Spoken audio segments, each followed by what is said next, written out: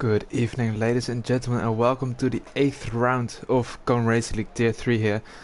We head towards the west coast of the Iberian Peninsula from last week's east coast in Portugal. We're now on the circuit of Barcelona, Catalunya, here in Spain, on the west coast, for the 8th round here in Tier 3. The track of Spain, it's a very interesting track, of course, with everyone testing in the last couple of years always being here, because it has such a big variety of corners, of course. It has high speed corners to the right, to the left, but it also has its low speed corners, medium corners. You can really test the car here. It's a very balanced circuit, so I think every driver that is really fast will come out on top here as well, because it's a relatively standard circuit. Of course though, with the tire wear is very high, especially with turns 1, 3 and 4 all being medium to high speed corners to the right and uphill as well. And let's not forget about that turn 9 as well, where the left front tire is really screaming for some help. Let's see how our drivers can navigate those turns this evening, and if they can cope with the tire wear. The safety car is pretty likely here. It isn't as likely, of course, in real life. The racing is a bit boring usually on this track, but in this game with these drivers as well, it surely is an interesting one. It looks to be dry for the remainder of this Q1 session, with the sky being very blue with just a few clouds. But of course everything can change in the race. With the weather north of Spain, it isn't immune for rain, for some wet drops, as the little one was starting his lap after coming on a P2 in Portugal. He had a very good battle with Quick Killer for the win there. Traded positions all the way to the last lap, but unfortunately for the little one was Quick Killer who came out on top there. But the little one, after missing the first 2 rounds, is on a really good streak. He currently is on a 4 podium streak in all 4 races he has attended. So he's really one to keep an eye out on for this race. Only 18 drivers today, unfortunately, but that means for our drivers that it's easier to make it through to Q2. You just have to get a solid banker lap in, and for 15 out of 18 that will be enough. But we will see probably some late drama as well towards the later end of this qualifying, as the little one is now heading in the final sector, looking to be the first one to put a lap time on the board. It looked pretty nice and tidy for the Ferrari driver in this lap, and he comes across the line. It is a 17.6. Let's see what Tomo Tiptop has to say about that, if he has to say anything about it. Of course, yellow flags in sector 1, that's just a Williams driving a bit slowly. No need to worry there. Tom Tipton now coming through turn 13 and 14. Now 15 and 16, the last corner flat out, if you have the setup for it, of course. And Tom Tiptop goes into second place with 6th fence behind the little one. Mark Wilson slots behind them two in P3. As we see our new driver J Wills, he has invalidated his lap time, but he has replaced Hedgehog in the Mercedes. Hedgehog dropping down 1 tier to go race on his wheel after not having any luck in the opening couple of rounds of the season. So I hope he finds a bit of his form back a tier lower. But unfortunately that means he won't be racing here for the foreseeable future.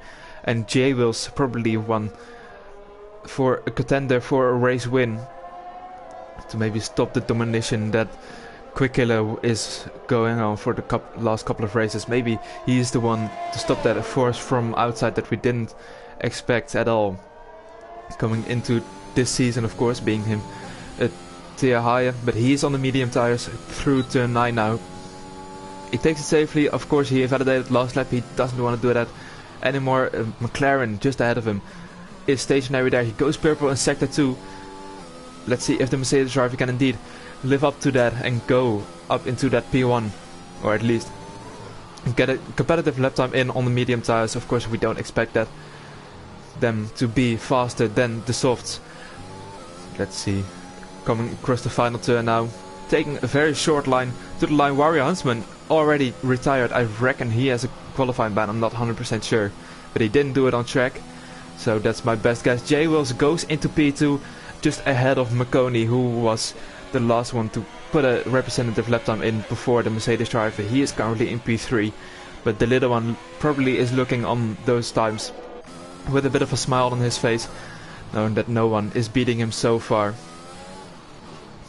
I think that is Gauthier Leffelon starting his lap time. And Mazzos actually putting a solid lap time in here. Yes, he does. Up into P5, just behind Tom Tip Top with 600ths of a second.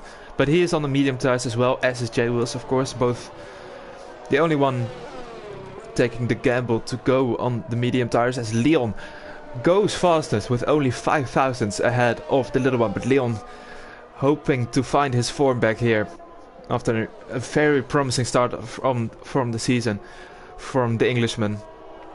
He now is struggling a bit compared to what he was putting up in the first few races. But with that P1 at the moment, he sure has some confidence in his driving style on this track. Both Mercedes now as well on the last sector. Christopher is starting his lap time. J. Wills is also starting another lap. He was already on the mediums, but he is gonna do some practice runs in qualifying, and why not? He's already in P3, looking to have the pace here. I heard it is a wet race here in Spain from people in the chat, so thank you for that. But that is gonna spice everything up, because if people go with a wet setup, of course, they may choose to sacrifice their qualifying a bit to be faster in the race. But we don't know who has gone for that wet setup, or who has a dry setup. And track position in the wet can be everything, with overtaking being very difficult on this track, in the dry even. But if it's wet, it's nearly impossible. As J. Wills, he went faster in sector 1 by almost 2 tenths, so if he can keep this up, he will go P1 on the medium tires, and he is going faster even more. But he has a little bit of a moment there coming out of the hairpin on this game. It isn't a hairpin anymore in real life, but unfortunately, well, the game doesn't have any time, of course, for that to update. But there another moment, so the third sector, it really isn't what J. Wills would have needed to put a really good lap time on the board, and he does go into the pit lane. So we know J. Wills has the pace to go up there in P1 maybe even, but right now he chooses not to go in the pit lane. And Christopher only 1,000 behind Leon, top 3 separated by 5 thousandths of a second. That is amazing to see. KXI as well just behind that. It is so close at the front, as Dragon of Speed, the first one to go into the 0.5s, but only just. Let's see the gap between himself and KXI. It's only just over 500ths of a second. That is crazy how close that gap is. You normally see that only in the likes of esport challengers and the higher tiers of this game. But to see that here as well, it's of course fantastic to see. But the little one, he doesn't have anything to say about the grid being close up top. He goes into a 17.1 and just shows that he is not messing about here.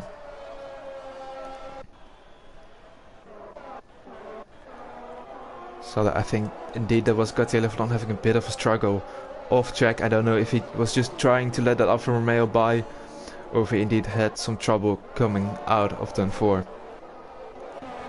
Mark Wilson really close behind the AlphaTauri of Murphy. Both are on laps, so I'm not sure if Murphy could have done anything about that. Fandango goes into P2 to solidify his place for a Q2 position as well. Mark Wilson now across the line. He goes just ahead of CRR Murphy.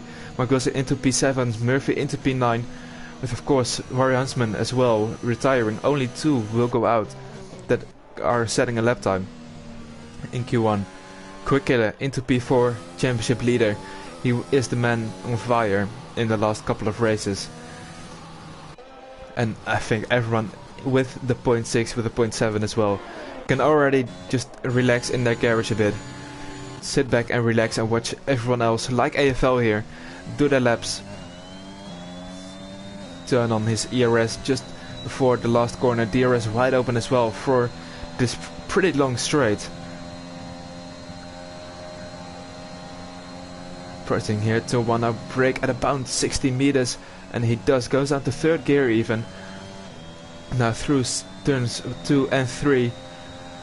Just doesn't go full throttle, but it's not really what you need. Nacho, while we were on board with AFL, Nacho has crashed through turn 9, and that is Tom Tip-Top. He comes across, and Nacho, I think he hit the wall, and then he just bounced back on the track and into the gravel traps he is. So Nacho is out of qualifying already, and the drivers just need to beat that 18.0 to be safe, and one will get knocked out here.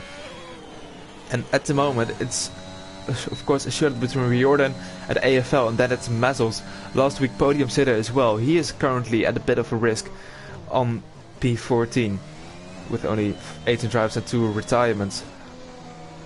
He can get knocked out here as well in qualifying 1, but AFL now, he does want to put a lap time on board just like Riordan did. He went up into P10. Safe for him at the moment. He really cuts that last curve very nicely. You gain a lot of time if you manage to do that correctly. Opens his DRS as well, and it goes into P17. Not quite enough yet for the Red Bull. Mazzles and AFL currently in a bit of a danger position as Mazzles starts his lap now. Let's ride aboard with him.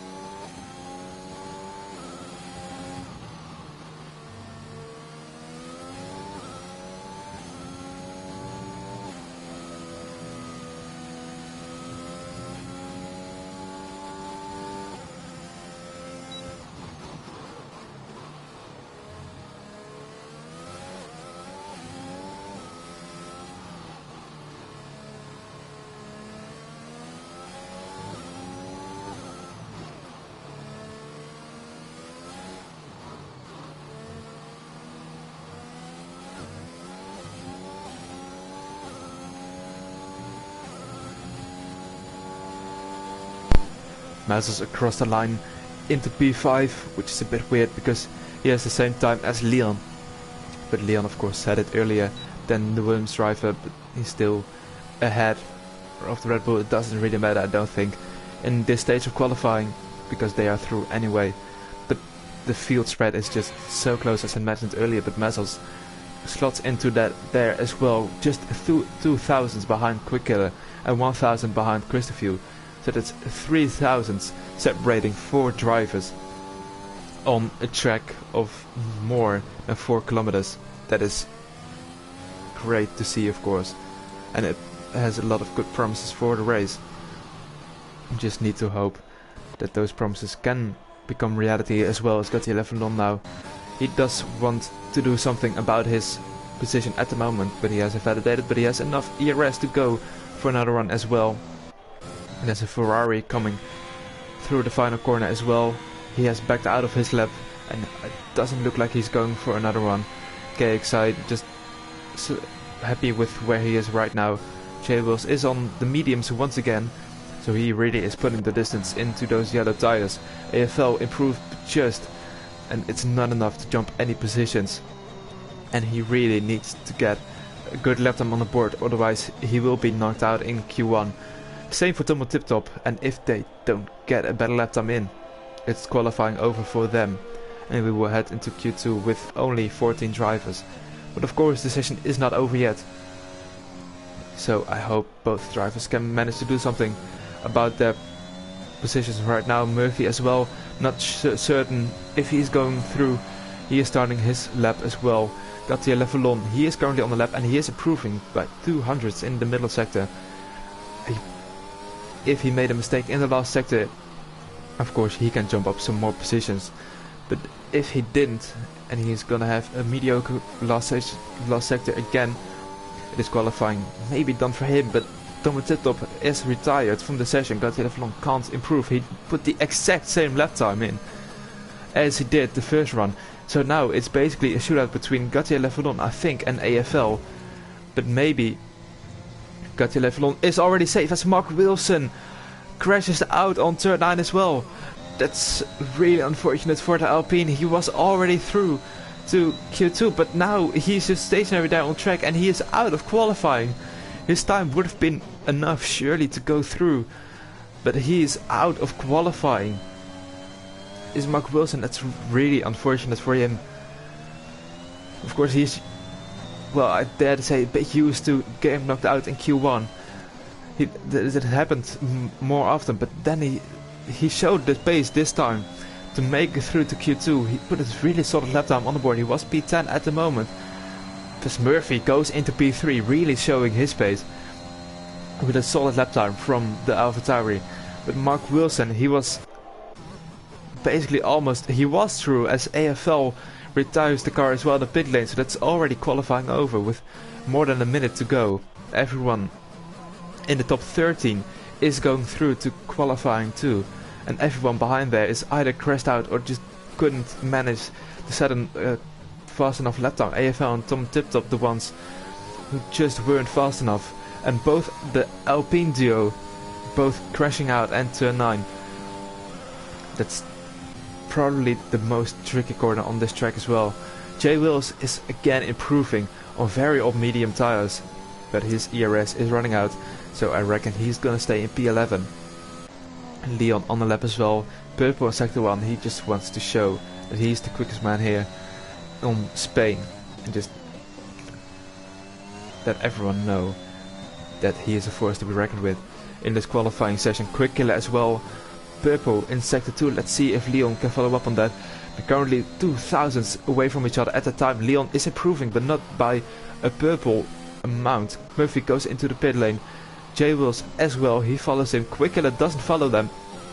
He is coming something about that P1 time from the little one.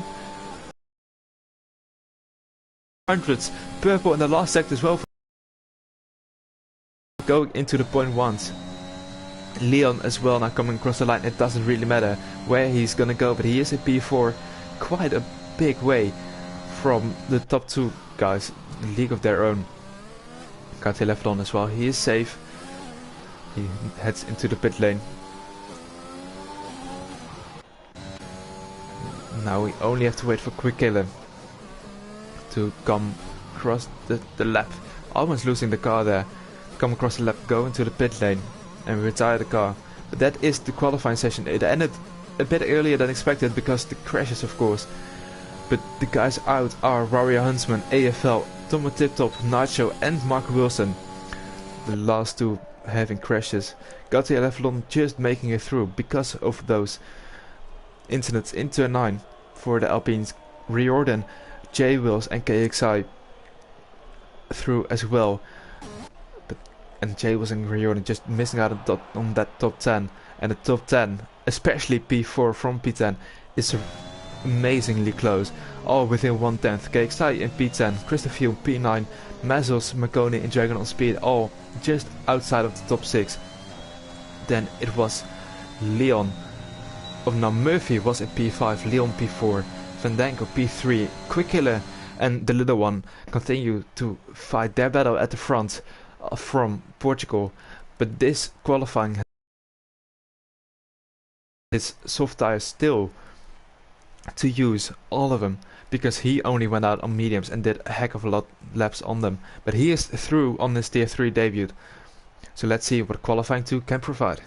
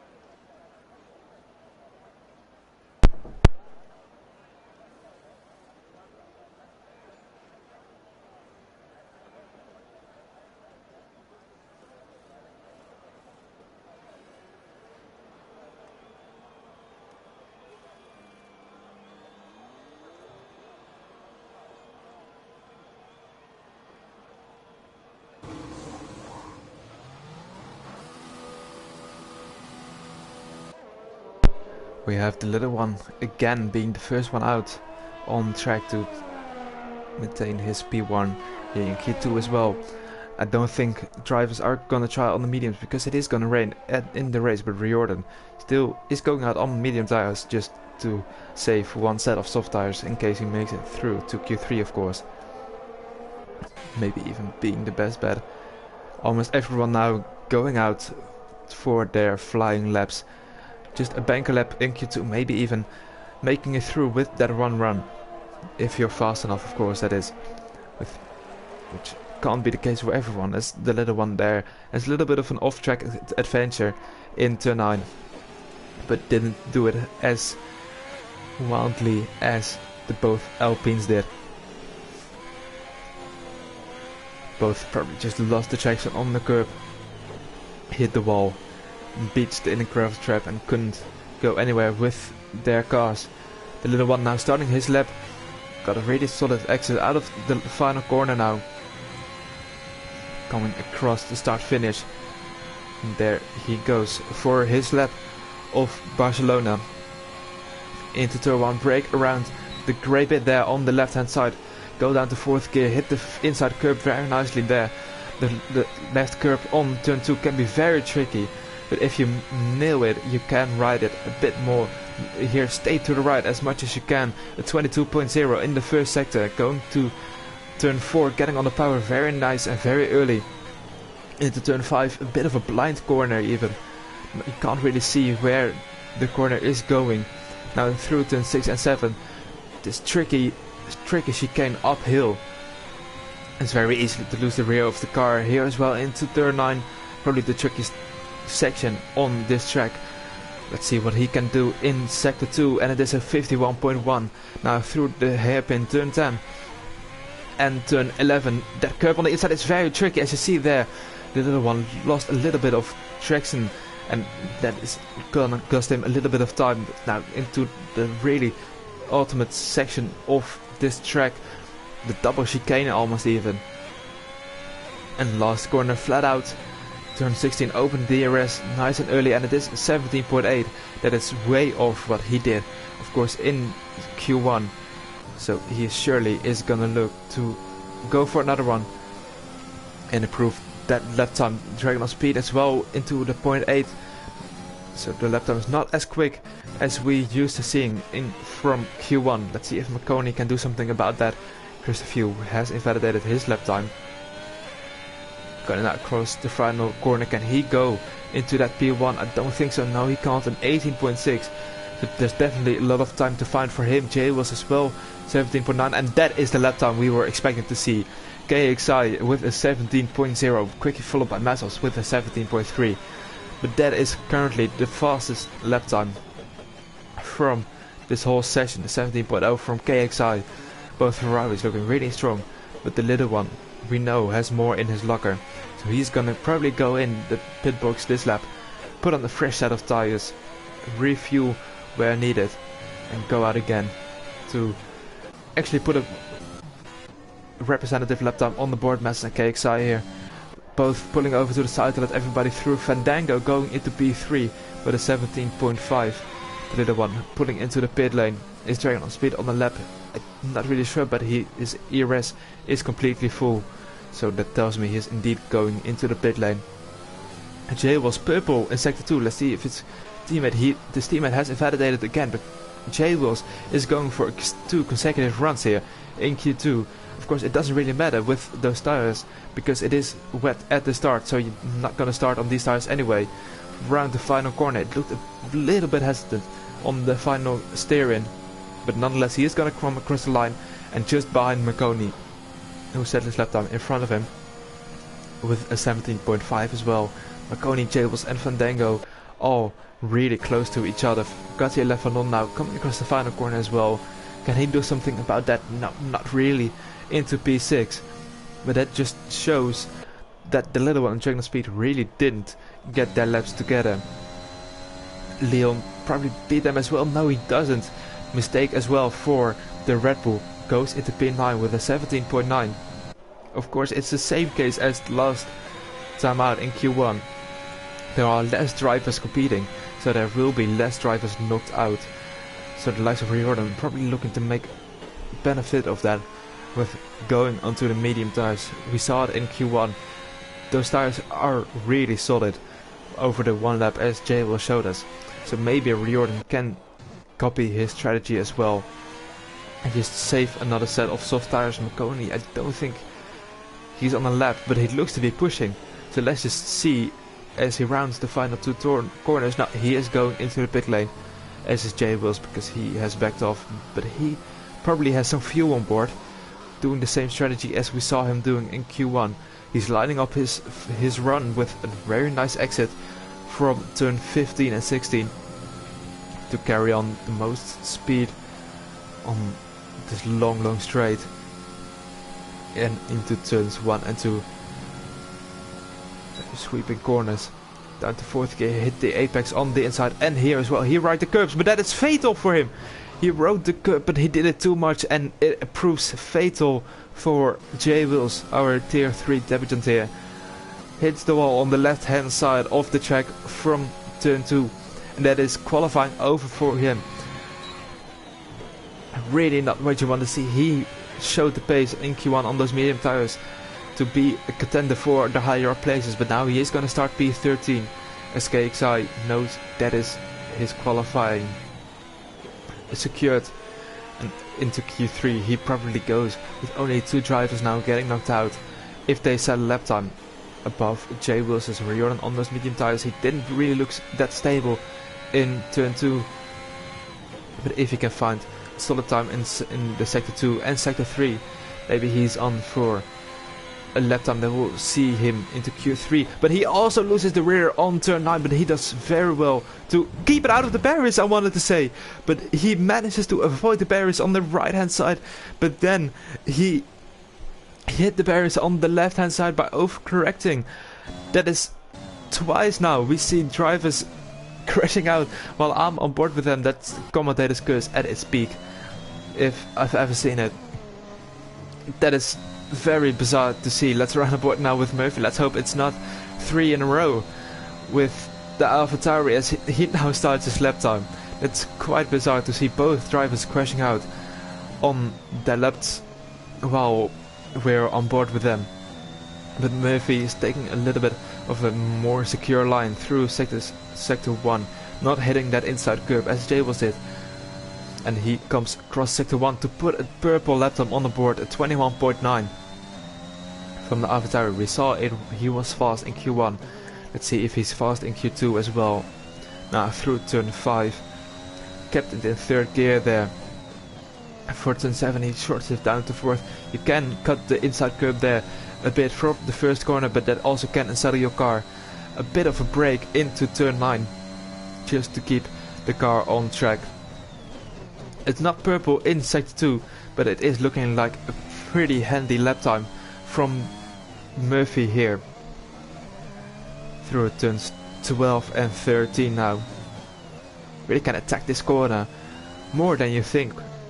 I think, and Murphy didn't quite do that, but he didn't crash on the lap, and that is what counts, of course. Come across the finish line now. Where can he go? He goes into P4, and I dare say that it's already enough to make it through to Q3, as Christopher now as well showed his pace in Q1, as a lot of the drivers did, and he is going up into P7 with a 17.5. The pressure really now on the little one, Dragon Speed and Quick Killer. 2 drivers we really didn't expect to be there, and Dragon Speed as well.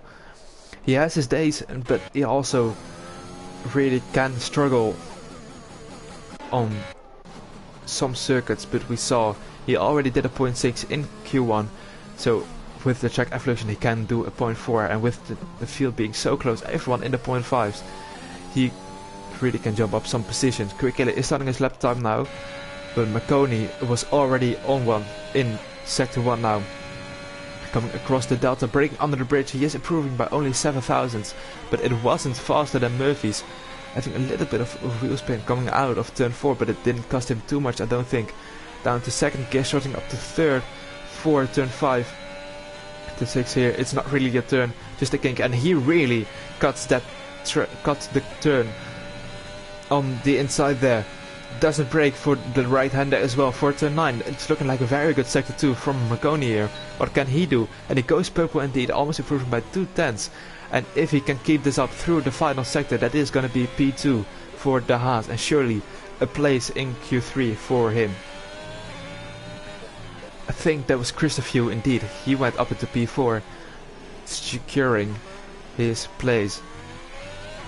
Marconi now through turn 16 in the white Haas, and he does go into P2, only 1,000 ahead of Mazzels. I really won't be surprised if we will see just similar gaps in Q3, and maybe even positions being decided by who set the lap time earlier, because this field is just so close. Quick-Killer can't do anything to put himself up into into the top 10. He needs to find only 8,000, but he couldn't quite manage it. The little one is improving by a lot, so he is surely going into P2, maybe even P1. Let's see where he can go, and he does go P1 with a very solid lap time, a 16.7. That is 3/10 ahead of his teammate KXI. That is the little one, very sure in Q3. Let's ride aboard with Dragon on speed. He is on a lap time through turn 7 and 8 now, using all of the track that this track is giving to him. A slight lift there through turn 9, just to not lose the car. 4/10 improvement by the McLaren. And now drivers like Fandango, Gauthier Leflon and Murphy maybe even are gonna be a bit on their toes, because Quick-Killer and Dragon on speed, if they can improve their lap times, the field is just so close that everyone can probably beat them. Bit too much curb there from Dragon on speed. Marconi retires in P3, probably safe indeed, but Dragon on speed beats his time. He goes into P3. Let's see if Quick-Killer can also jump into the top of the timing sheets. No, he can't. He has backed out of this lap. So I think this is one of his final attempts to go even faster. The little one there taking the old track layout to go into the pit and probably call it a day for Q2. The penultimate try from Quick-Killer. Christopher has retired as well. Maybe too early, because Murphy, Fandango, both on outlaps. Gauthier Leflon and Quick-Killer can all beat him, because they are not far behind. So maybe we will see Christopher here getting knocked out if the drivers behind him can improve the lap times.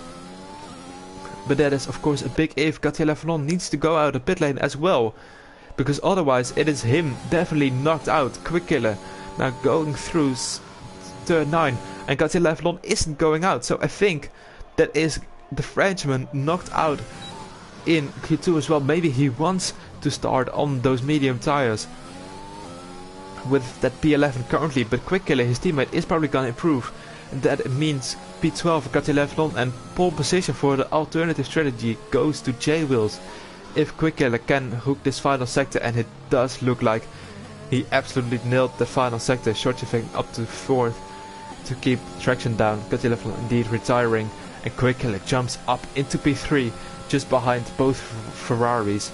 So they are looking very strong to get a good result here.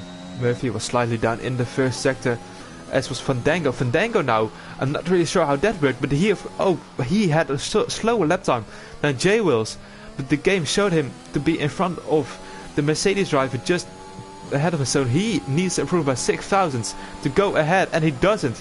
He was slower by 68 hundredths, and now it's really all or nothing for the Williams driver. He needs to find some time, only 6,000, or it's qualifying over for him, and we will head into Q3 with again not the maximum amount of drivers available to us. Then it's gonna be 9. Fandango through this first sector, he is improving by almost 4/10, so now he just needs to keep it on track, a bit wide through turn 4 there. Not ideal for the Williams driver, but almost 4/10 improvement. Surely that is gonna be enough to solidify his place and knock J-Wheels into that P11 spot and have Christopher just on the edge.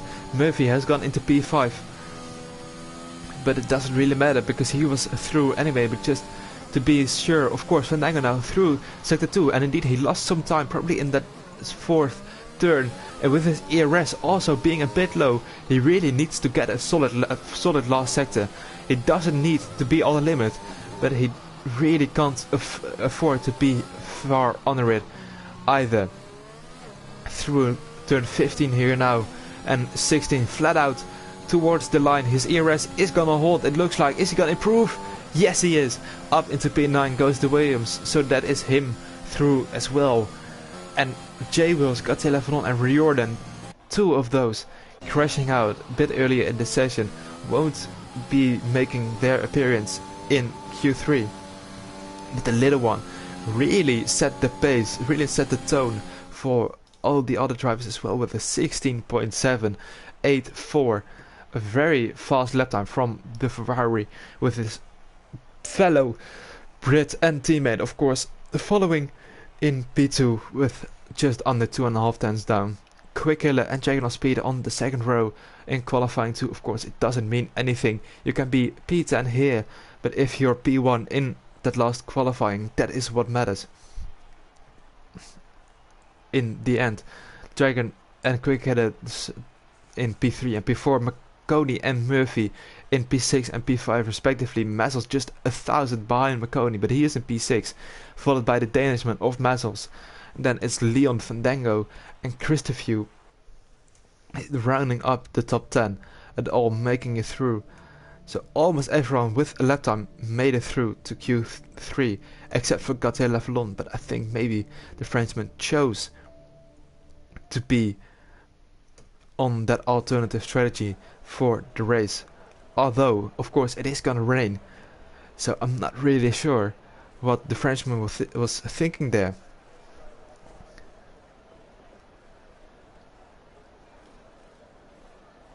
Everyone, of course, having the fresh intermediate tires or the full wet for the race. I'm not sure if it's gonna be full wet or not. I see the little one needs an invite, so I'm gonna quickly toss him one, so our fastest man of the sessions so far can have a go. And he's already joined there, that's lovely to see.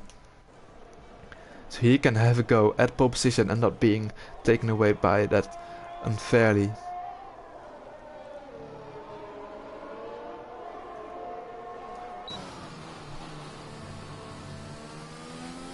Everyone now starting to go on the outlaps, except little one, of course. He was the first one out in Q1 and Q2, and that really did help him to get enough time for the second run. But now he is later than everyone else, and Dragon Speed is the one who we are gonna ride on board with for his opening run of this session. Now on this outlap with the Ukrainian helmet. Really nice gesture from him, for sure. More drivers will have a yellow and blue helmet like McConey here, but I can't quite catch them all, as some trainers would say. We're checking on speed now. He is in the third sector and really needs to get a good exit out of the last turn. Slight lock up there, but it doesn't really matter. This turn is where it all matters. Accelerating out of fourth gear. Let's give him a round of silence.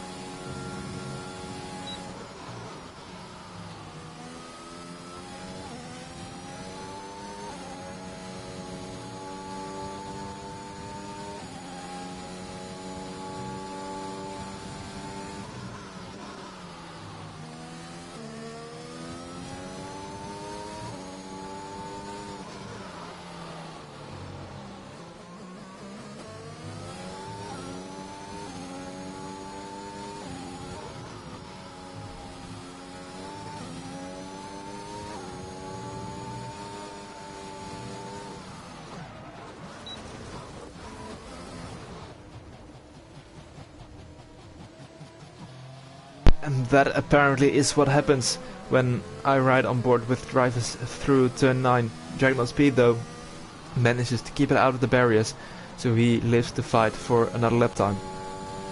But of course it isn't ideal, as I just switched over to Fandango and he hits the curb on the inside of turn 12, and he as well has a little spin of his own.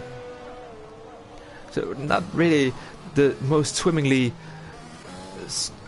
qualifying threes we've had so far, as Mazzels is now finally starting to put a lap time on the board. The first one with an actual lap time drag on speed. Of course, he was fastest, but Mazzles with an actual lap time with a 17.4. Murphy just behind that with over a 10th. McConey beats Murphy for P2, and that is, I think, KXI coming across the line now. Where can he go? He has validated his first run. Let's see if the little one can live up to the hype from Q1 and Q2. Leon into P4 with a bit of a slow lap time as well. The little one was purple in sector 2 with a 50.7. I think that's really fast compared to what we've seen from the first 2 sessions. A lot of support for the Aston Martins as well in the chat. It's good to see. Of course, for Quick Killer, Godzilla from unfortunately being knocked out in Q2.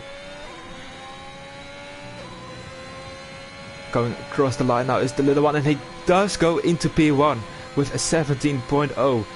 Just 3/10 under his, or above I should say, above his first lap time of a second lap time in Q2. Christopher, can he do something about it? His last sector looked pretty good. Dragon on Speed is following him closely. Maybe he had some dirty air.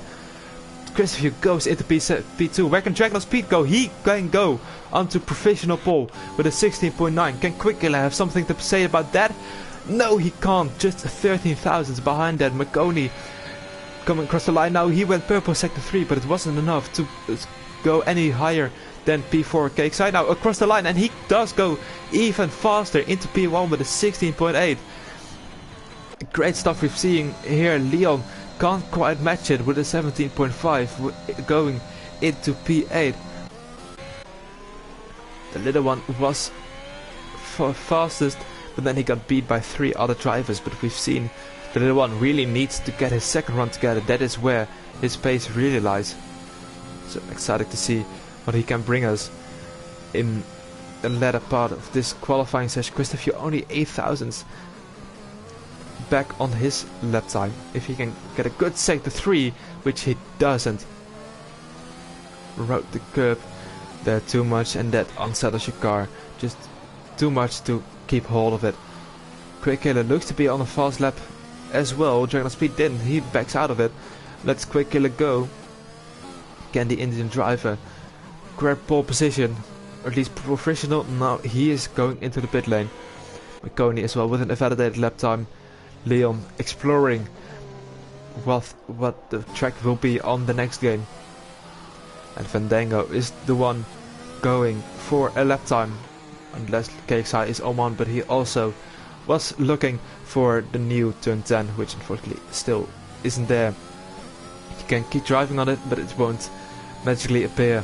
Unfortunately, that's not how it works in the life. Fandango though, currently the only one without a lap time. He really needs to set a solid lap time on the board, going out of sync with everyone else. But he has validated already in turn 2, so I think he should go into the pit lane. Put on a fresh set of tires if he still has one, because the time is quickly running out for Fandango in the Williams to set another lap time. Everyone now in the pit, but as I say that, Christopher comes to save me and put some action on track. He probably wants to get 2 runs in, just in case he messes up the first one.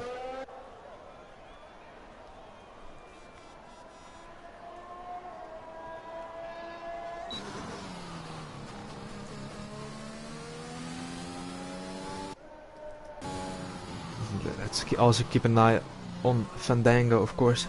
Maybe he will put something on the board. Currently last in the championship, but we see he is making his way into Q3 quite regularly as well. So he really doesn't deserve to be last, but just loads of bad luck coming his way. And that means he's currently last on 7 points. A mighty 195 points back from Quick Killer. It's fair to say Fandango is out of the title fight after 7 rounds, but that's absolutely no shame, of course, with this competitive grid as well. Almost halfway through the season, with 15 races on the calendar. In between Portugal and Spain was the midway point.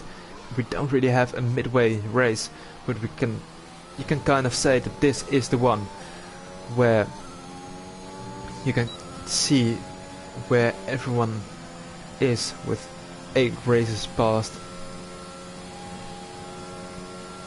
As Chris View here starts his lap, brakes exactly on that grey bit, stays in pretty aggressively, stays kind. He just hit that inside curve of turn 2, just kisses it, and that is really not what you want to do. You either want to commit fully onto it or just stay away from it, not in between, because then it happens what happens to Chris View. Dragon on Speed now is the second one to go on the flying lap. He's currently only 300ths away from pole position for the Spanish Grand Prix. Let's see if he can improve his lap time. A bit wonky out of turn 2, and he goes wide in turn 3, and I don't think he's allowed to keep that lap time, and he indeed backs out of it. Smart thing to do, the little one. He has got a beautiful line through turn 3, and he is improving by over a tenth, and that is surely gonna be provisional pole already for him. Fandango retiring in the pit lane. He didn't manage to set a lap time on the board, unfortunately. He has really good pace.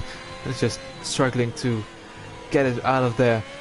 Little one through the chicane and now through turn 9. A slight lift, but then back on the throttle, and he kept the car stable through there. Into the hairpin purple in sector 2, almost improving by 3/10. It is probably gonna be an improvement compared to his his qualifying 2 lap time, if he can nail this final sector, of course. That is, he just took that curb a bit too much. It cannot settle your car, but it looked like he had it under control more than most drivers could have done there. Through the final turn now, and goes onto pole position with a 16.5 provisional pole for the little one. Dragon on Speed is starting his lap time. We saw him having a little bit of struggle earlier on. Quick Killer went in the meantime into P4, just behind Dragon on Speed. Really close lap times coming in now. Leon cross the final turn. Let's see if he can have anything to say about that, and he can. Up into P2 goes the Briton. Murphy, also a Briton, goes into P7 with a 17.2. Chris View in the final sector as well. He was down slightly through sectors 1 and 2, but the third sector, of course, with that low speed corners, is really where you can find the time. And let's hope for his sake that he could find some time, and he indeed could. Goes into P6, only 3 thousandths ahead of McConey, but McConey is on a very quick lap. 3/10 improvement through the first 2 sectors. That is currently gonna put him into P4, but he goes slightly wide there, almost invalidates. He surely lost some time there, did the Haas, on the final corner, but nonetheless he goes into P6, just an improvement compared to his last time, so he surely goes for another run. Mazzles, he is going for it now. Does he have the time? Only 14 seconds remaining on the clock, and he is invalidated there. That is very unfortunate for him, because that is this lap and next lap as well not counting for him. Quick Killer in the gravel. Dragon on Speed improving his lap time, but only marginal. He can't improve his position. Leon is slightly down, but maybe he can find some magic in the last sector and knock KXI down to P3. No, he can't. Lost some time even more in the final sector. Murphy into the pit lane. Chris View, is he on the lap? I don't think so. View as well looking a bit low. KXI also not on a lap time. Dragon on Speed, the only one who really is in contention still for the improvement, although McConey as well, we saw him make that mistake in the last sector, but he is 3 seconds down, so that is qualifying over for him. Dragon on Speed, the only one who can deny a pole position for the little one, and a front row lockout for the Ferraris. Through turn 9 now, let's see what his sector 2 Delta is gonna say, and it is improvement, but only 11 thousandths, because his ERS is running out a little bit. He needs to find 1.6 tenths to go into P3, but he didn't. He took the curb on the inside, as we saw Fandango do as well in turn 12, and his car was just not controllable anymore, and that is qualifying over for the German as well. He rounds up the corner just for the sake of it, but it isn't gonna be an improvement. Slows down at the finish line as well to put in a 19.4. But that is qualifying over, and it's the little one on pole once again we see a Ferrari there high up, but this time it is two Ferraris as KXI in P2. Really good job from both Ferraris. The Red Bull of Leon just following them very closely in P3. P4 belongs to Dragon on Speed, as Quick Killer is a P5 with Marconi P6. With the fourth row on the grid goes to Christopher and Murphy, and then it's the Williams together as well on the fifth row of the grid, both in the top 10. But it is gonna be probably a very different top 10 in the race. Almost every constructor making it through except for the Alpines and another one which I can't quite put my finger on. But two Ferraris, two Williams, and for the rest it is all different constructors in the qualifying 3 in that top 10. It was indeed Alfa Romeo who also didn't manage to go into the top 10.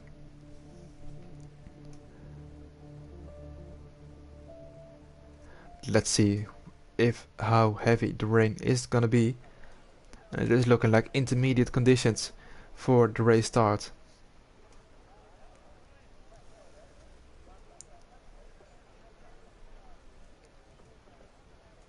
I remember the last start we had on wet conditions. It went pretty interestingly, let's say. It was in USA and we already had a safety car before turn 1. Some retirements as well. It was, I think, Felix Gauser with a bit of wheel spin off the start. And it cost him and a lot of drivers behind very big as well. Just being caught up in those incidents. Let's hope the drivers now manage to get a clean start off the line. As we see the timer running down now, giving everyone time to alter their setups maybe a bit for the race, higher their front wing, higher the ride height a little bit, because that is really what you want to do to get the most grips. Lower your brake bias to 50% just to decrease the chance of any lockups in the front tires, because that's very easy to do in the rain. Braking is very tricky, as is the traction. Of course, visibility isn't optimal either, to say the very least. Let's put everything in order. The little one leads them away in the formation lap with his teammate following him. So it's a Ferrari lockout on the front row, and they really hope they can manage that. Currently Ferrari isn't looking too good in the constructors, but they aren't looking too bad. Little one has left the session. I'm quickly gonna invite him. Ferrari is in P5 of the constructors, just 99 points behind Aston Martin, who are in P1. Little one already rejoining. I don't think he can take control of his car during the formation lap, so that's really unfortunate for the pole sitter here, who drops back as well, but I hope he can be back for the start and just get everything on the way like we hope it would. Leon in P3 looking to claw back some points from Quick Killer, who was looking really good for the first couple of races. After Portugal, he has a big lead over the little one with 59 points, and with 40 points given out for a race win. It's not easy to climb that gap back up, but the little one in P1 is currently in a very good position to do so. Leon follows them pretty closely in P3 with Marconi in P4. So the main protagonists for this championship fight are all in the top 6. Quick Killer though, he went off grass, off track, and his tires will be warm compared to the other field, because he now is gonna have less time waiting for Warrior Huntsman in last to catch up and go. Let's see if the little one already has taken control of his car. It doesn't quite look like it. So maybe the game is just ghosting, or maybe he hasn't taken control of it. Let's hope it's the first one, but he has got a cross to his name So that's really unfortunate for the Ferrari driver there. Let's see if I can get a good camera angle from the front as the car is now lining up on the grid. As that is Rory Huntsman just slotting us to his grid slot in last place. The lights are currently on. It's 5 red lights. And they're out, and the little one has a good start, but he doesn't have control of his car just yet, I don't think. Let's see what's going up at the front. The little one is maintaining that P1. KXI just behind them, but he's going through them. The little one is just not getting back in time. Let's see if there's any incidents back. No, I don't think everyone's made it through. But Murphy in last place. He has lost a good amount of positions, as is the little one. He is losing them piece by piece. Quickiller picking his way through the field, making a move on Dragon on speed as well, having poor visibility because of that ghosted car. But that happens the little one, of course, more than it did to Quickiller. But the KXI now inherits the lead from his teammate, as there are a lot of position changes further down the back, further down the field. It's Mark Wilson and Jay Wills going side to side into the chicane. It's not really where you want to go. It is the recipe for disaster, as Jay Wills spins around. He hits the ball very lightly. I don't think there's damage inflicted to that car, but there goes the other Mercedes as well. It's a disaster start for both Mercedes, as Christopher makes contact in turn 9. And both Mercedes have a heck of a lot of work to do. After that first run, KXI though leads them, as Leon now is making a move into sector 3. That is really not where you often see a move, but he is going to make it. Gives KXI the room, and he made a brilliant move into the last sector. Did the Red Bull. That's a very great move for the lead, and now he just has to get away and solidify his gap at the front. Riordan goes into the pit lane. He probably had some damage on his car that he needs to get fixed. KXI and Leon very close to each other at the front. Christopher retiring in the pit lane. He didn't see any sake in continuing on, continuing this race and try even further. This is probably the image you're gonna see for throughout the whole lot of the race, where Huntsman is falling down a bit. That's not really what I meant, but Murphy making a very sweet move around the outside of turn 4. Can he make that stick? I think they're side by side. No, they aren't. Murphy is ahead, almost hits the back there of Tom Tiptop, but that's a really good move from the AlphaTauri outside of such a high-speed corner. That's very good to see him pulling that off. Dragon speed going a little bit wide, and now that allows McConey to maybe go side to side with the McLaren, and he indeed does, into turn 8, into the hairpin. But he can't quite make the switchback stick, although Dragon speed was off track, and that really is insanely difficult to get the grip down, especially in these wet conditions. Christopher led deception. He already has retired, so that makes sense. The little one making back positions, now fighting with Mazzles, and he has gotten through. Fandango and Gatsy Levelon also side by side in the last sector.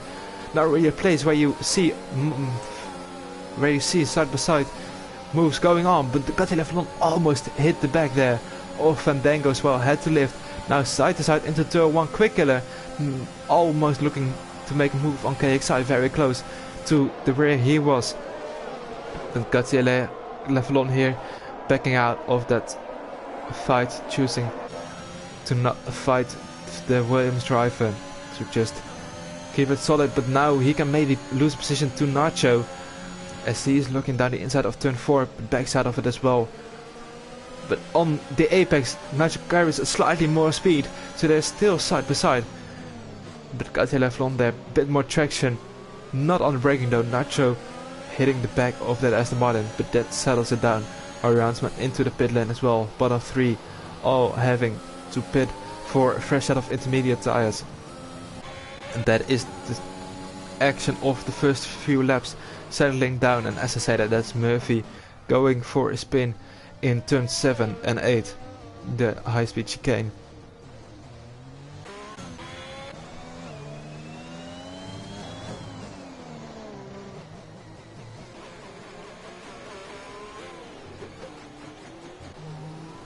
And this is probably the image we're gonna see for most of the race, just with the running Staying in trains really hard to overtake without that DRS assistance. You can't really follow the cars. On this generation, let's hope for the next couple of years it is gonna change. Of course, with the whole new regulations, the cars look different, but they are designed. They're designed to have solid racing, but Murphy has crashed out of the final corner, hit the pit wall probably on the inside, and although his left wheel is loose, so I'm not really sure how that happened, but Murphy is fully on the track, but no one is really coming towards him, so I don't think there's going to be a safety car for that particular incident. As I was saying, the next generation of course is right around the corner. Of course, next game the cars are gonna be on there, probably with a very big change in the handling model, as it is in real life as well. So it's gonna be very interesting to see which driver can adapt to that car the quickest, because the grid we're seeing now in this game can be very different next game. Maybe it even like a whole new game. Can feel like a whole different car you have to drive, of course, a whole new technique you have to learn in Dragon Speed. Plus the fastest lap, maybe wanted to put some pressure on the top 3 there at the challenge for the podium positions. But it's currently just training each other along in Spain here, in the wet conditions. Of course, Spain not really a track known for its overtaking. And with the rain, it only is worse.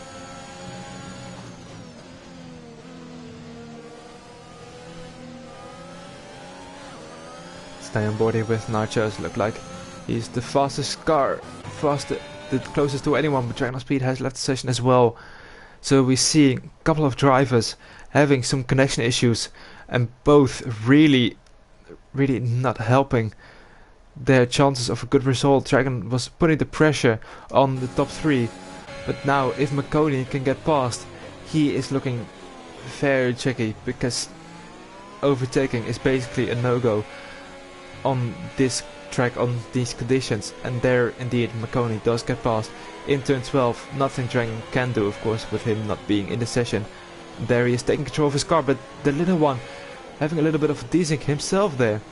Disconnecting again, maybe. Yes, he indeed does. Just as Dragon Speed came back, the little one went away again. But in doing so, he did settle the fastest lap time, so that's at least one positive, but he lost a position, and of course that position is worth more points than the fastest lap time. Nacho though making the move there on Gautier Levelon. Really nice to see some moves being made. Svendango also get past the little one. Well, the Ferrari is ghosted. I don't think he's ghosted anymore, so maybe the little one can pose a counter attack on him. But unfortunately he just couldn't. Top 3 now with the disconnect from Dragon, really getting away from the pack. Have a look at the position changes from the start. It isn't what you normally expect. Biggest gainer is AFL's Gautier Levelon. I think went for a spin, or at least lost the car out of turn 8, and he now is back at his starting position in P12. The AFL, the biggest winner out of everyone, starting P17, already up into P10. Good start from him after that abysmal qualifying, you can safely say. But he always shows he has the pace in a race. It goes unnoticed quite a lot, but he is there to pick up the points. Nacho as well with a good start, up 6 positions, and it's big shifters at the front, of course, with Dragon Speed, the little one, Christopher, Murphy, all falling away from the front lead from Chase. Leon gaining 2 positions on both Ferraris, who couldn't convert their front row start into anything good here.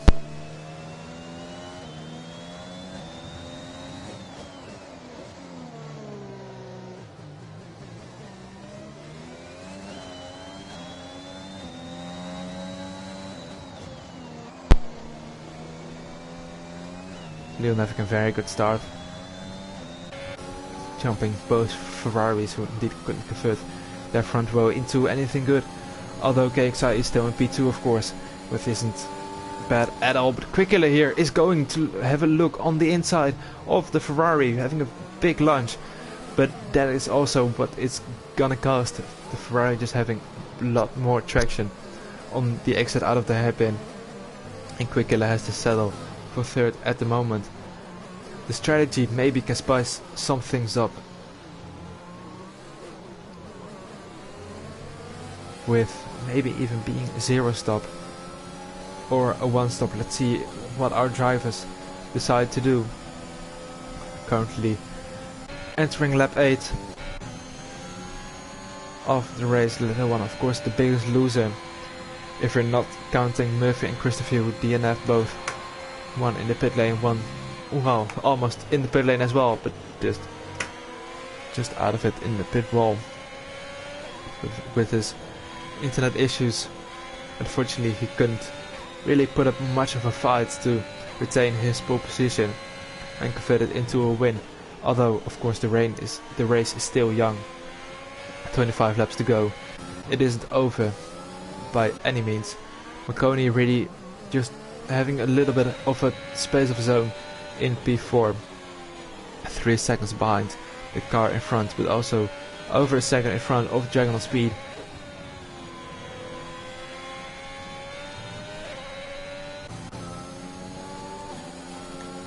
Mazels is looking to put up a fight to Dragon.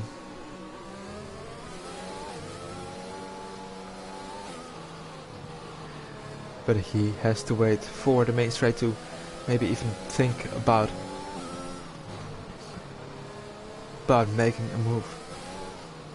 Dragon currently 10th in the championship with this result. He surely is gonna move up. Maybe even he probably will get AFL because he's only 1 point behind him. Maybe even Mark Wilson.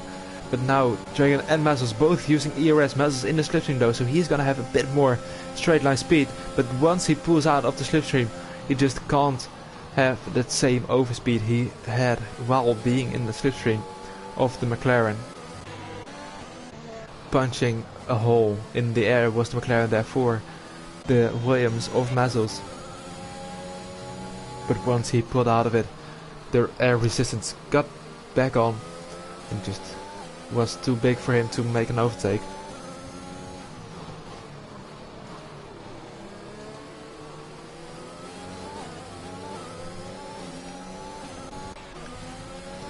KXI falling a bit back from Leon.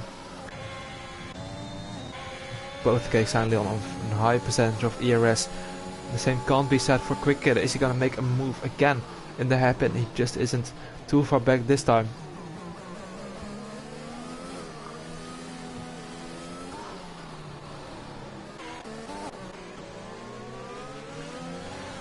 Bit of a train beginning to form as well for the fight for P7.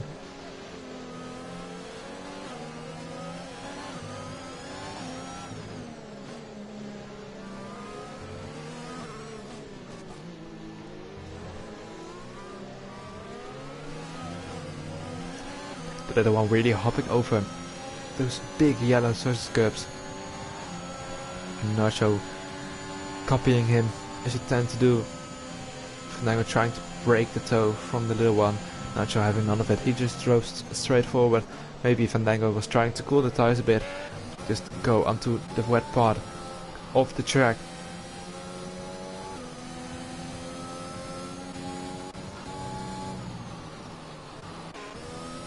Gaps really starting to form even more now. Quickiller as well falling back from KXI. Mass falling back from Dragon. But still the little one and Nacho on the back of Fandango. Double tip top as well on the back of AFL. The McLaren probably wants to help his teammate in the championship fight there.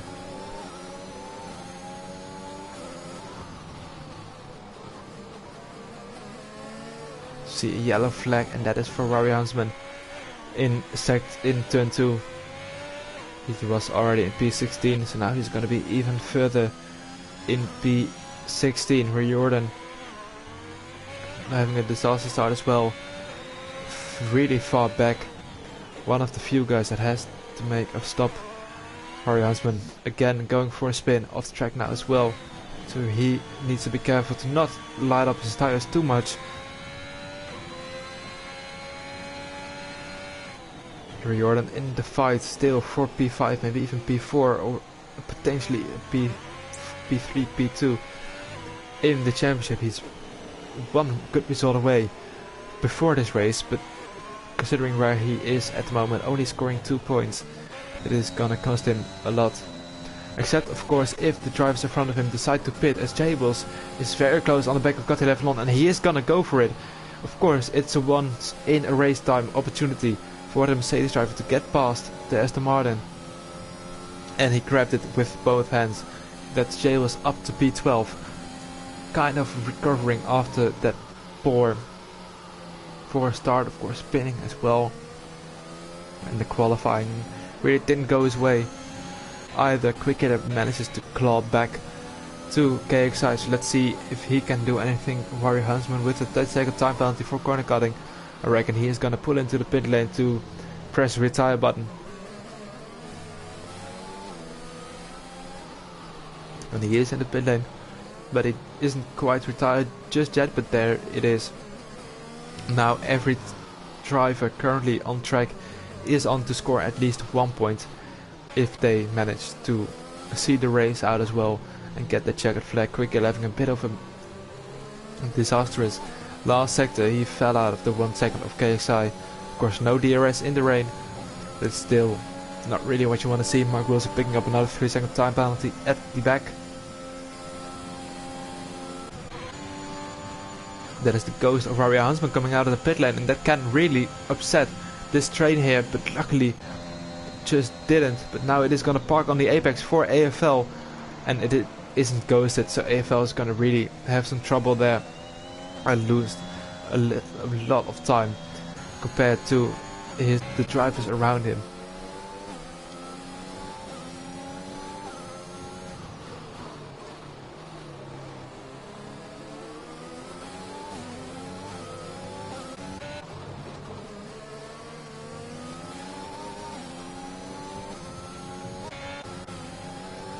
No moves really being made as right now. Maybe some drivers will start to struggle with their tires a bit more than others. But now a third of the way past, they have a good indication of whether or not their tires can go to the end, or if they need to make a pit stop around the halfway mark, around lap 18. Maybe even do a big undercut on some drivers, but the big catch with that is, if people go for a zero stop, you're gonna be stuck behind them, because it's just the wet weather here. Overtaking is really almost impossible, even if the guy in front of you has really worn tires. Tom Tittle there getting his second penalty of the race. On to 6 seconds he goes, so that's not a position for Jables as it stands at the moment.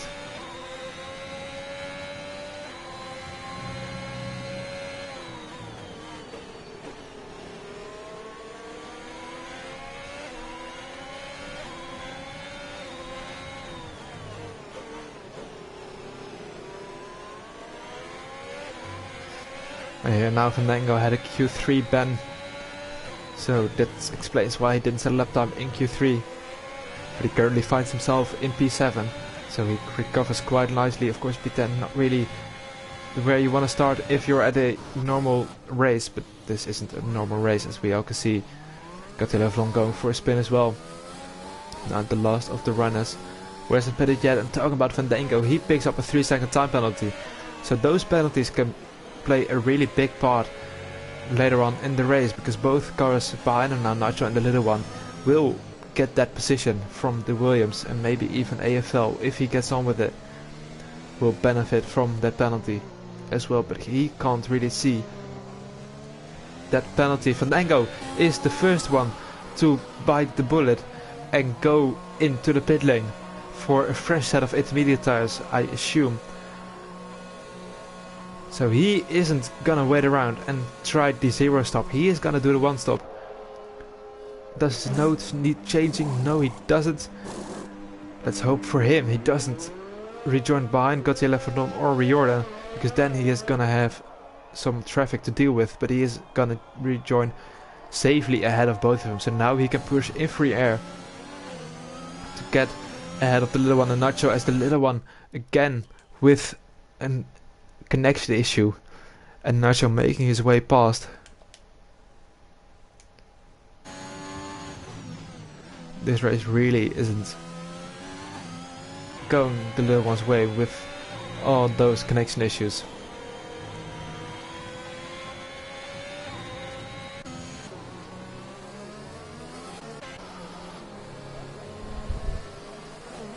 Quick Kill in the meanwhile is upping the pressure a bit on KXI, but we see it more often in the middle sector. The Indian driver is really fast, getting close to the Ferrari, but then in the last sector the Ferrari just has the edge over the Mercedes. Marconi has gone for a spin. He was in P4, and that is disaster for the Haas driver.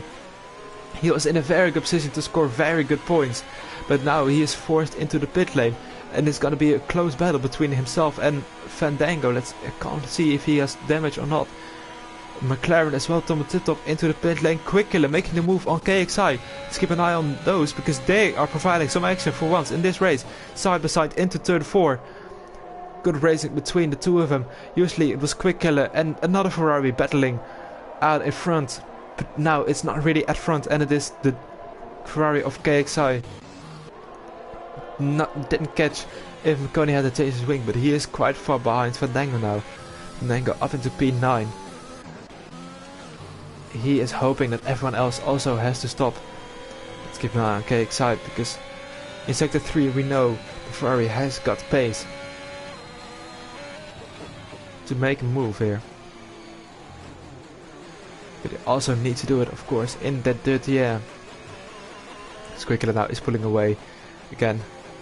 The dirty air proving to be a big menace to our drivers.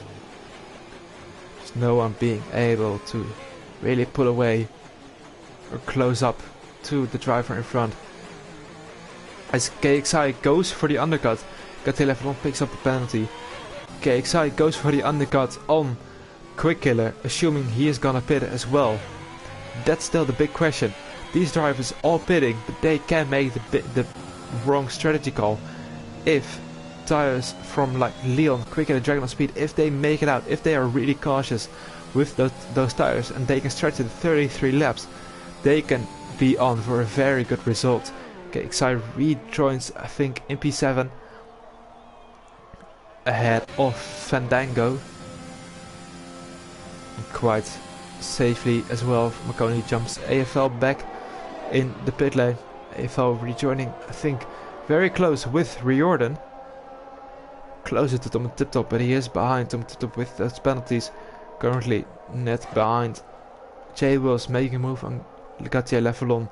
Jay was coming out of the pit lane on fresh intermediate tires, so he's gonna try and make a move and extend that gap. Let's keep an eye on our front runners. Quick Killer is really finding the pace and closing up back to Leon, but the difference is in ERS, Quick Killer 70% less than Leon. Leon already on 100% there going into the third sector. So overtaking the Red Bull on track is practically impossible for Quick Killer. Leon heads into the pit lane. Does Quick Killer do the same? Yes, he does. What does Dragon do? Does he follow them? Yes, he does. Mazzles, he did a dummy into the pit lane. He is gonna extend those tires. Nacho now into the pit lane as well. Let's stay on board with Leon and see where he's gonna come out.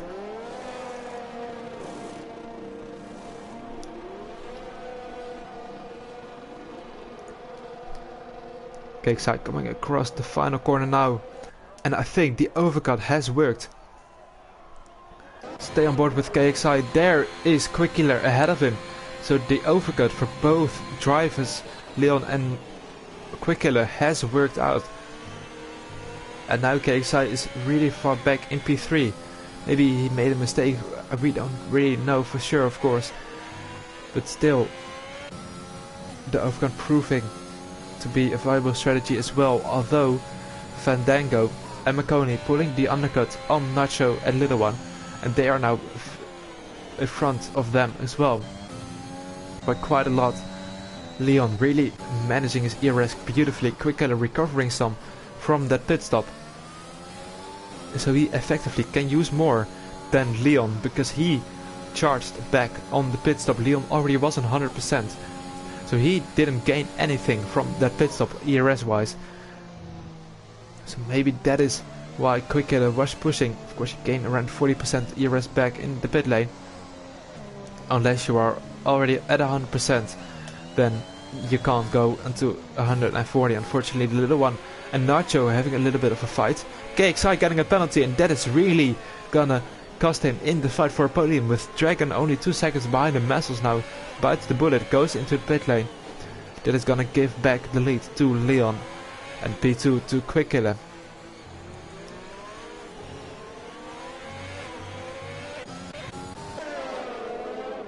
Massels coming out, I think, behind his teammate, or in front. He is in front of his teammate. So Massels in P5, and freshest tires of them all out in front at the moment. So he's looking like a very serious contender for a high position. Little One making a move on Nacho. We saw them fight earlier, but now Little One can make the move stick.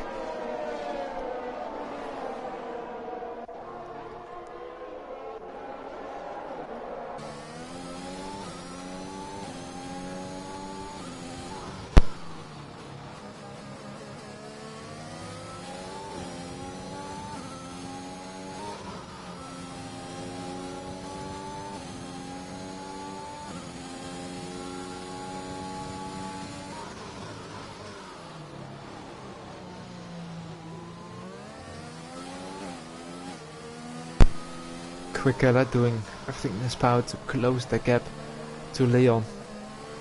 But can't quite do it. Everyone really now in the field being spread out. Only Jay was at the back of Riordan with fresher tires as well, and that's got Leflon with another spin. He's in a league of his own, but in the negative way. Almost 40 seconds back now from Mark Wilson. Really unfortunate for him. Dragon on speed, putting a fastest lap to continue his run for maybe a podium position here. In Spain, Mark Wilson heads into the pit lane, and J Wills is continuing the hunt on Riordan. And Riordan isn't using any ERS. J Wills is, and that is the move done for the Mercedes driver up into P12. And now he has to push to maybe catch AFL and Tom Tip Top. Of course, Tom Tip Top with 6 seconds worth of time penalties. So J Wills is gonna make that position up. Nothing more happening except for Gauthier Levelon having a little bit of problem there as well, coming out of turn 12. Quickly is using his ERS. Leon now as well using the ERS to stay away from Quickly. So those two are gonna fight it out for the lead and for the race win here in Spain, unless a safety car can throw something into the mix. Gauthier Levelon retires into the pit lane, even though he was on course for a point. But maybe that single point wasn't worth the struggle he was having on track there. Of course, that is all over to him to make that decision.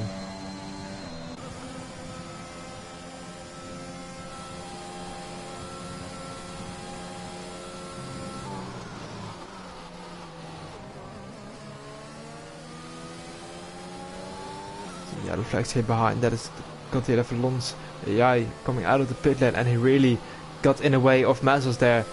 That is really the game's fault that Mazzles lost almost 2 seconds there to both Dragon on Speed and Fandango, his teammate, behind him.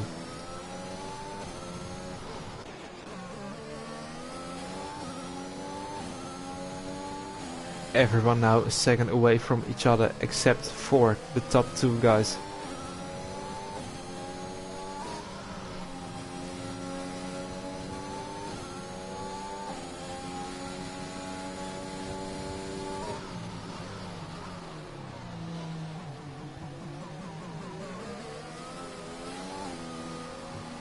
They're having a bit of a moment out of the hairpin, and now Quickiller is closer than ever.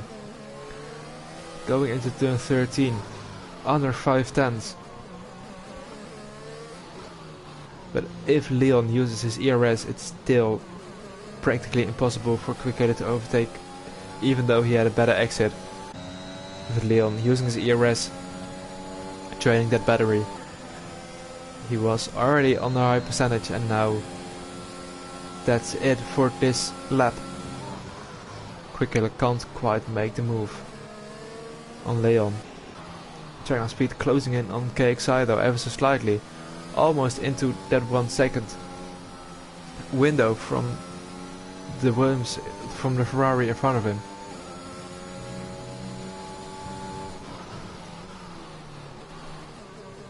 And see there, the little one goes off track, and he has taken Tom Tip-Top with him as well. I don't think those incidents were related to each other. But the little one having a spin, that is the first mistake we've seen from him in all of these races, I can safely say. But he is dropping down to P11 after all those internet issues, a spin as well. It's really not what he needed to continue this title chase from Quickiller, who is in P2. And the little one goes into the barrier, and he's very lucky not to lose a wheel there. His whole front wing came loose, but his wheels are still intact somehow. And now it's gonna be a very long way back to the pit for the Ferrari. Quickiller on the back of Leon.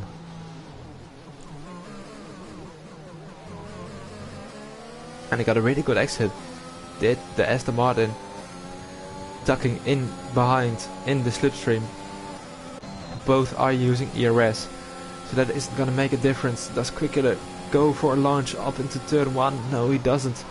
The one going off track there at turn 9 as well. Alternative layout.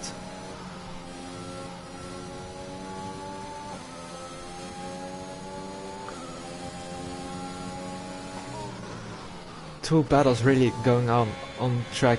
Marconi as well chasing Fandango, but Marconi doesn't need to overtake Fandango, of course, with the penalty for the Williams. He will inherit that position anyway at the end of this race. Quickiller with that dirty air is falling back a bit from Leon. As long as Red Bull doesn't get any penalties, manages his ERS properly, he will have the race win in his pocket. The little one retiring from this session, giving up on 2 points. And then go with another 3-second time penalty. It's gonna cost him dearly. Maybe even position to Nacho as well now.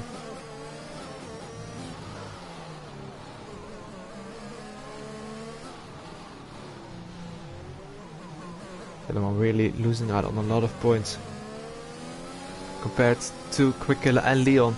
Tom Tip-Top for a spin as well in turn 7 and 8. Himself, Riordan and Mark Wilson all finding themselves separated from the pack. The driver who's really far from anyone is Mazels, 4.4 seconds away from Dragon Speed. Dragon Speed in the meanwhile was attempting an overtake on KXI, but couldn't quite do it. And his teammate Fandango is 3.5 seconds back as well. Nothing going on for him. J Wills in the meantime is doing a very good comeback drive from that spin in lap 1 up into P9. And now his next target is Nacho, but he is 5.1 seconds ahead up the road, so that's gonna be tough for him to catch up. In the meanwhile, Dragon is really close on KXI. Same amount of ERS.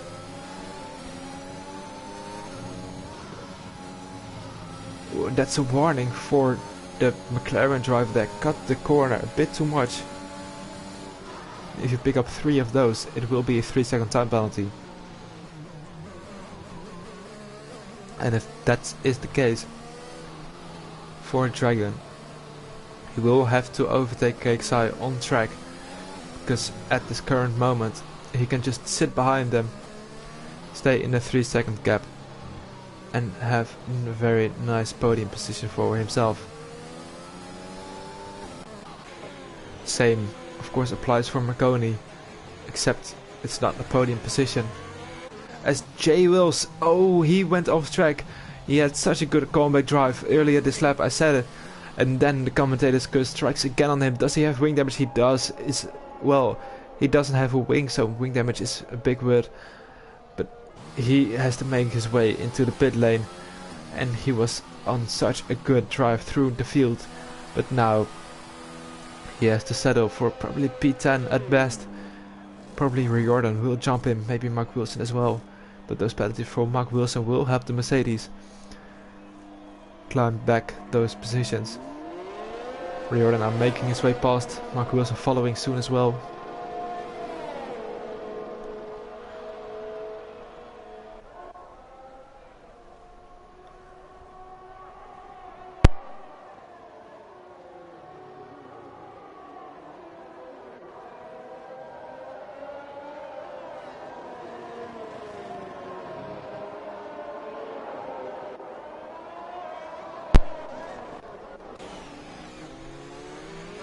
Only really closing in on Fandango. But yet again the rain proving it can be interesting if it is changeable conditions, but unfortunately if the race is just fully wet, fully intermediate conditions, it's just a bit of a snore fest. Although we have seen some moves of course being made. Nacho now closing in on this train as well. But that's the thing, Dragon of Speed is really has the pace probably to overtake KXI here, but with KXI having a track position, defending well, there's no way past for the German in the McLaren.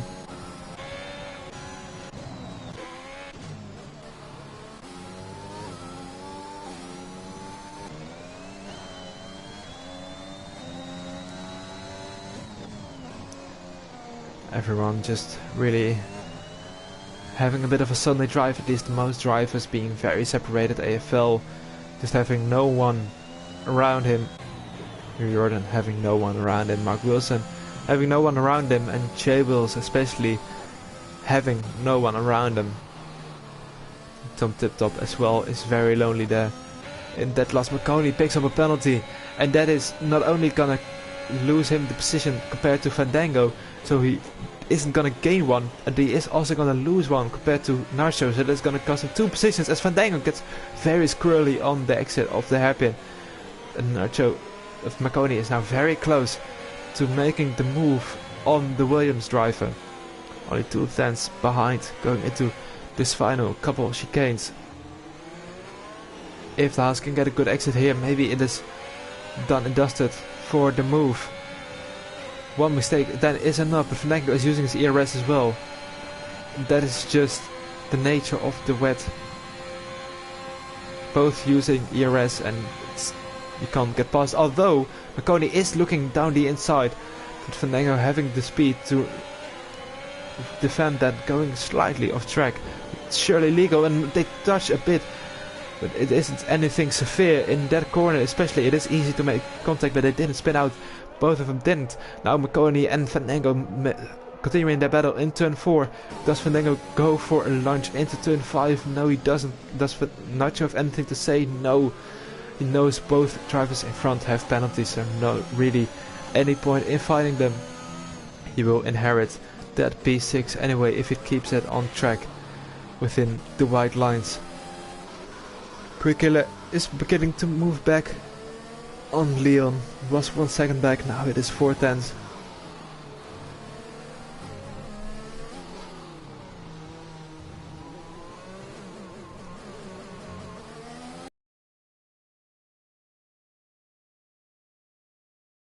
Was disconnected for 1 moment, but luckily 1 moment was all there was. Otherwise it could have been a race win robbed from the Red Bull.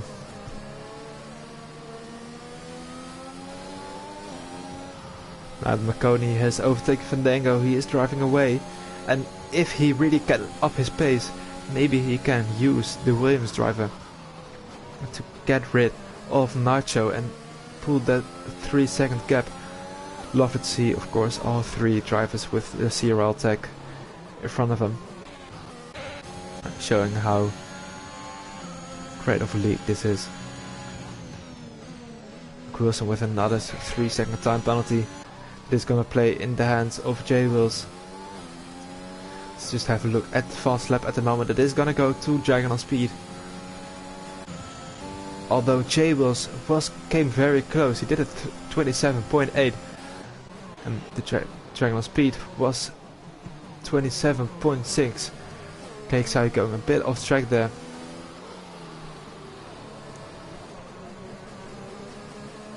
Let's put it on that again. We're gonna have a bit of a moment for wheel spin coming out of the, well, not really penultimate corner, but it's turn 14, the penultimate corner where you really have to brake and accelerate. Dragon on speed is following KXI now. KXI breaking the slipstream, and Dragon on speed, knowing he doesn't have to fight the Ferrari to gain that position, chooses to stick on the racing line and not do anything there. Fandango is losing touch with Marconi ever so slightly. Almost 2 seconds now the gap, so Nacho is gonna have to make a move probably on the Williams driver to get back in the 3 seconds of Marconi to make that position compared to the Haas. Because otherwise, if Nacho finishes 3 seconds behind Marconi, he won't get P6 but only P7, and that is a big difference in point, of course. Can make all the difference at the end of the season.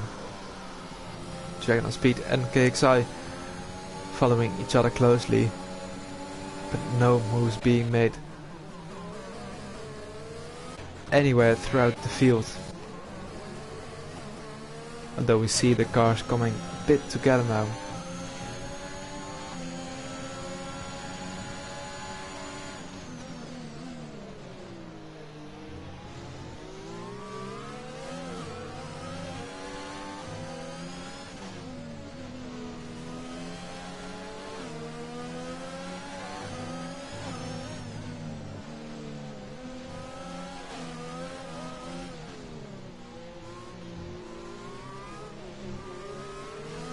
Dragon speed only 2/10 behind KXI, but yet again the weather proving to be impossible to overtake, and now Nacho is outside of that 3 seconds from Marconi.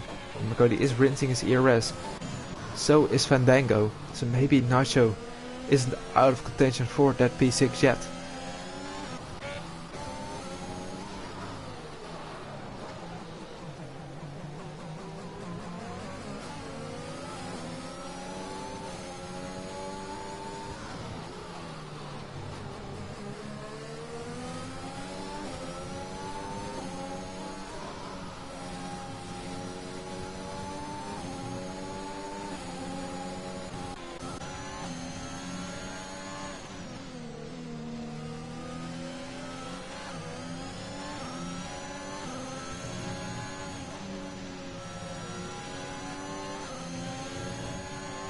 Only 4 laps to go. It's looking like Leon is gonna hold on to this race win with a lot more battery left as well to use. Dragon speed now closer than ever, it looks like, to KXI. KXI having a good exit, and that is probably it again for an attempt of an overtake. Nacho as well lost some time to Fandango on the last corner. So yet again we won't be seeing any moves being made. Mark Wilson with another penalty. It won't cost him too dearly. Only lose 1 position there.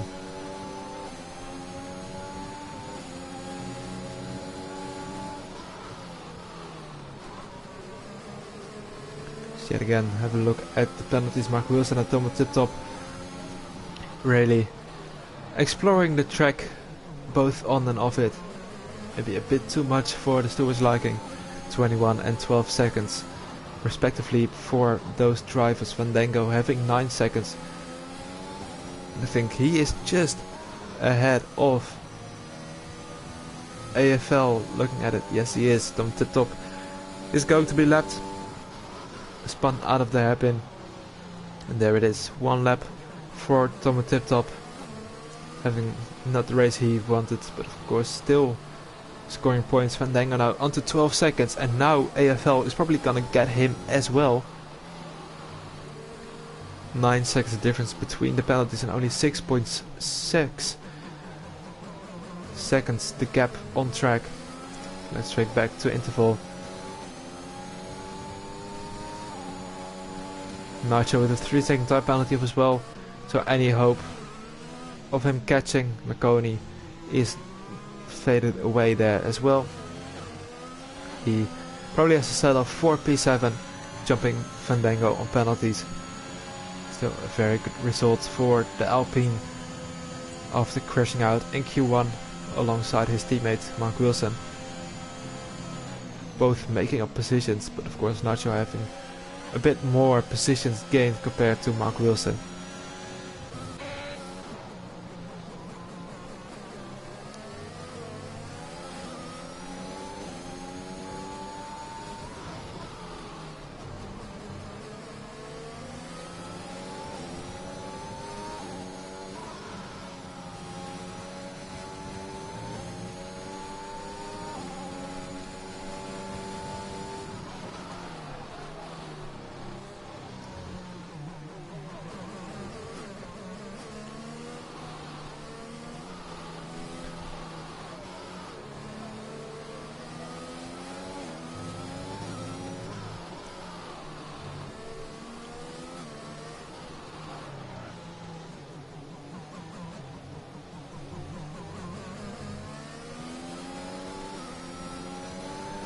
Tracker falling away from Cakeside out of the 1 second now.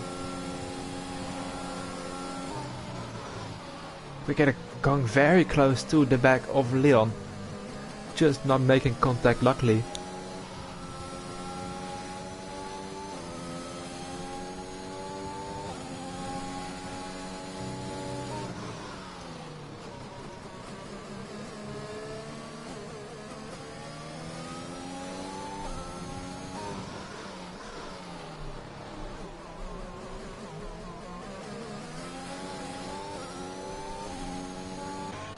Let's hop on board with Nacho, closest to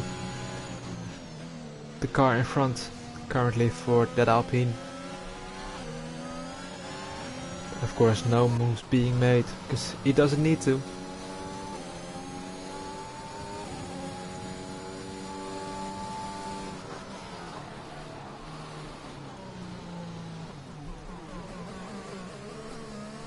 Jables there gets a 3-second time penalty that won't affect him at all.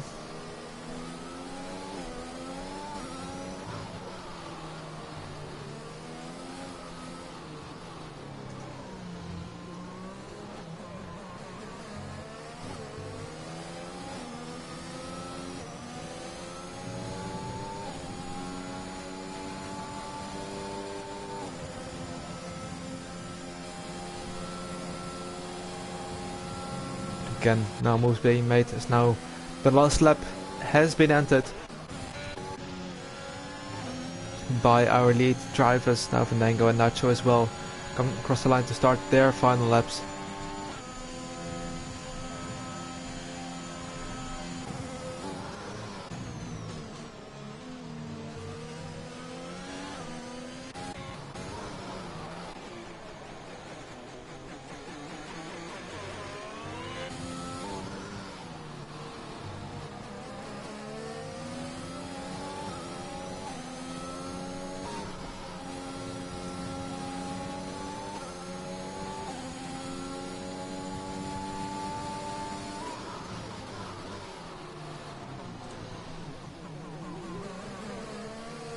And I really do think this race is gonna stay like it was the last couple of laps. Nacho getting another penalty. Again, it's not really hurting him. We get very close to the back of Leon. Can he go for a switchback? No, Leon covers it up pretty nicely. But now Quickler has a better run. But Quickler goes onto the gravel. He just couldn't get it. That was pretty close. On the last lap, we saw some action. After all that, Dragon speed in P4, I think he should have been on the podium, but I'm not really sure. Quick Killer in P2, Leon won the Spanish Grand Prix.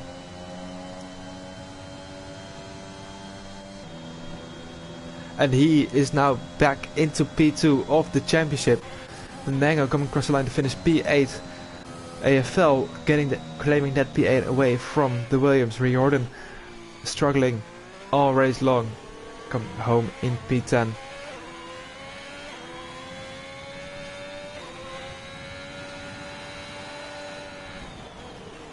Celebrating it nicely as well there.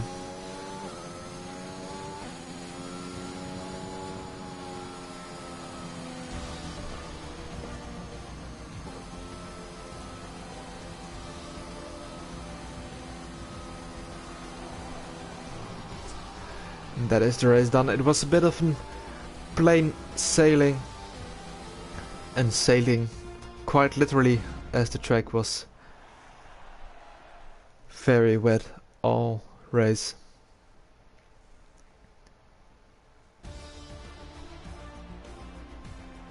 There are our classifications. Is Leon back with another win. Quick Killer just couldn't quite made it, but it started P5 and again P2.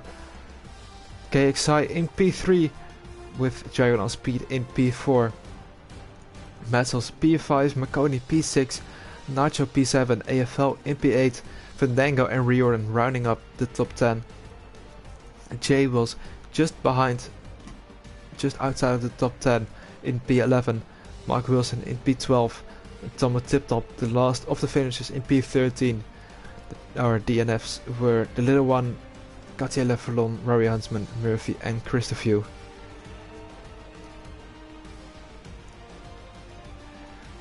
So that was the Spanish Grand Prix. It was a bit of turn in races. We had a lot of interesting races, but this one was just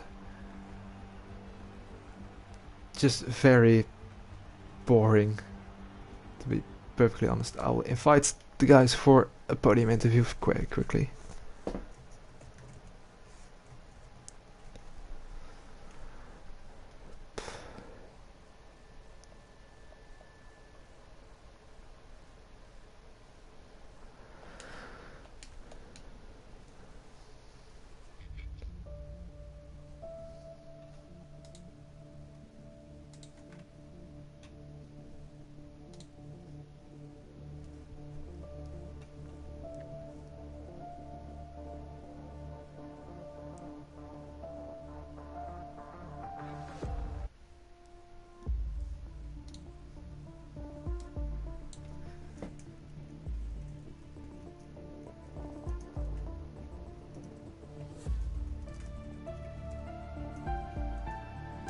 Let's hope some of the drivers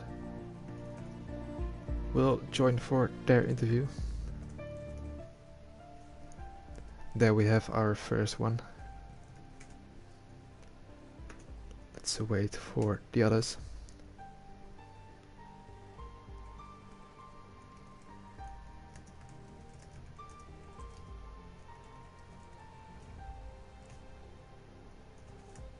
Hello, you alright? Yeah, I am. Thanks you for joining. Yeah, no, Let's start off with you. You won again after a pretty long time. How are you feeling? oh mate, I feel very good. It's just a massive relief. A massive relief. Yeah, it wasn't the easiest win I can imagine, with Quick Killer being all over your back throughout the whole race. Were you confident in keeping him behind? No, I thought he was gonna get me like 10 laps earlier. Was it just, were you focusing on your ERS management throughout the whole race? Because I saw you heading into the pit lane as well with 100% ERS, I think. Were you just focused on that to not let anyone pass you? I was just driving. You know, if I saw I was losing on the straight, I used it. It was just instinct, really. Yeah, really well done. To you, of course, you got P1 on, I think, lap 2 or 3. It was pretty early in the race. After lap 1 even, well, even better. And you led throughout. Well, very good race from you. Are you confident in maybe catching up Quick Killer again in the championship, or is that book closed for you? I don't know. I'll take a race at a time. At the start of the season, I thought I was overconfident. Karma came back, so I'll just take it one race at a time. Yeah, definitely, probably how you should take it. Well, congrats on the win here. Very Thank you. very good race from you. We had as well KXI here. Hey. Congrats on the podium. I didn't expect you to be up here with Dragon. I thought he was gonna clinch it with you having that penalty. But do you know what happened at the later stages of the race? I don't know, man. I don't know if he got another penalty at the end, or if in the final sector he made a big mistake and lost. Like, I think I crossed the line with 1.7 seconds to him, so maybe he made a mistake and then got more. I honestly don't know, but yeah, we'll see what he says. But he hasn't said anything yet, so Yeah, no, fair enough. Fair enough. Well, it's your second podium of the year. Congrats on that. How are you feeling? Yeah, I'm feeling happy. Obviously, there's 2 months on wheel now, so just trying to bring the consistency back. The pace is there. I was happy with the qualifying. But yeah, in the beginning of the race, I just didn't have the confidence and didn't know where the limit was. Lost the position to Leon and Quick Killer. And yeah, after a box for a fresh set, I kind of picked up, found where the limit was, and just tried to push on. Then I got a really silly penalty, but it doesn't look to have mattered at the moment. But I guess we'll find out. And yeah, it was a fun race, a fun sweaty race. no safety car again. Yeah, no, definitely. You, as you mentioned as well, you had a front row lockout with your teammate in quali, but then he disconnected in the formation lap. Were you happy to see him disconnect so you gained the position, or were you disappointed that you couldn't convert the 1-2? Well, yeah, actually, I feel bad for the little one. He has some internet issues, but I'm actually in the Haas. You know, the game put me in the Ferrari for some reason. Right. Don't know what happened there, but I should have been McConey's teammate today. But I guess they'll just transfer the points for Haas. But yeah, sad for the little one. He would have given Leon and Quick Killer something else to think about, I think. Yeah, you probably will. Well, congrats on the podium as well. Looking good in the championship for you, I think. Hopefully, can start bringing some points back. Yeah, exactly. I think you jumped some drivers at least. Yeah, well, nice to get some consistency again.